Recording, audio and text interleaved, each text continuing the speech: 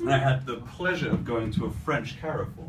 It's very different from a Chinese Carrefour. In a French Carrefour, it's very quiet, it's busy, but it's bonjour, madame, monsieur, au revoir.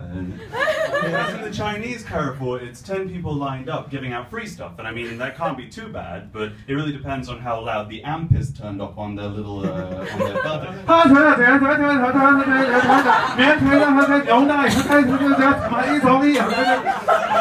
10 of them in a row, and the whole time we're thinking, take me back to France, take me back to France, take me back to France. It's fucking horrible. I mean, yeah, I have to give it one thing though. At least here, people are walking up and down the aisles. In Britain, we're kind of wobbling past the crisps. I mean, we're getting bigger and bigger as a nation. While I was on holiday, I went back to the UK. And I mean, we are huge now. I mean, we're not just big now. Now America is scared we're going to overtake them in the weight. Like, I mean, it's really bad. And I realized how bad it was when I was leaving the UK. And I was standing there in the departure lounge, and I was looking at the sheer number of people where I'm like, oh my God, don't let any of them be sitting next to me. Jesus. It's just the number of people now who are that size. But then there was this one woman I actually felt bad for her. She was wheelchair fat. I mean, there's unhealthily large, and then there's my legs literally cannot take this anymore. Being wheelchaired, and I genuinely felt bad for her. I mean, not as bad as the guy sitting next to her, I felt worse for him, but I mean, it's literally, you know, there's a certain point where you lose quality of life, but then I mean, she's getting wheelchaired in, you feel bad for her, she's at one end of the plane, everyone else is at the other, you know, and we get to Frankfurt, which is the stop-off point, and I mean, you should have seen this woman at fucking duty-free with the chocolate, she's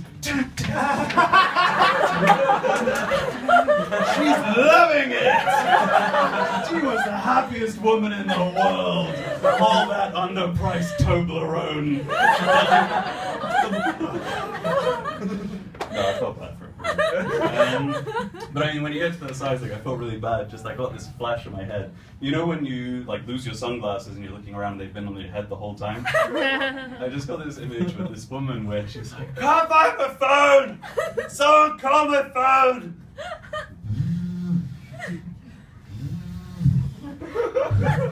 Got it! I sat on it, it's fine. I mean, this is the thing, like, I don't mean to be cruel, because I mean, it's, you know, some people just want to be healthy and happy, you don't have to have a six-pack, I mean, that's fine. But there is a difference between being, you know, a little bit overweight, I should probably cut back on the chips, and being able to sink an aircraft carrier if dropped from a height. Like, there's two different levels, but, you know, you gotta know, you know, how do you know? How do you know when you've gone too far? And I call it the grandmother test. Because everyone, our grandmas are the same, whether you're Chinese, English, American, it's all the same. You come to your house and you just go, oh, look at you. You're so skinny. You've got no fat on your bones. Come in, sit there. And then they feed you for the next 10 hours. Just like pie, anything, try and fat you up so you leave bloated. And I'm fine, grandma. But if you walk in the house, it just goes, look at you. I'm so glad you made it. Through the door. That's when you really know you've officially stepped over the line into massive. But I mean, in honesty, I mean, everyone is at some stage of trying to take care of their weight. But nowadays, with the kind of food we're eating, there's no one who just happily like, oh, I just happen to be skinny. It's just, you know, everyone has to try. And for me, my journey started when I spent a year of university basically living off Doritos in Carlsberg. And I got off the plane and my dad sees me and he literally, 8 months, hadn't seen me in 8 months. I step off the plane, I'm like, Dad! And he goes, hey, Tubby. I missed you too. But yeah, I mean, we're all at that stage. And it's good to support each other when we're trying to lose weight. You always have that friend. You always have that guy who's like, you know, it's time to make a change. I'm not happy with the way I am anymore. I want to start looking after myself, exercising, eating better.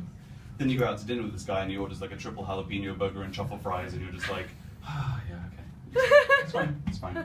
But then he looks at the crowd and goes, waiter, but I'll have a Diet Coke. and you can just feel the entire group like, way to stay strong, dude. So I'm just going to leave you with this one thought. As I said, America Britain, we're both getting heavier and heavier. It's like a secret competition no one knows about, completely funded by McDonald's. But so there's this whole theory about global warming and like the sea levels are rising and it's because of melting ice. Bullshit. Nothing to do with melting ice. America and England are sinking. Science. It's water displacement. I'll leave you with that theory. My name's Alex Martin. Have a good night.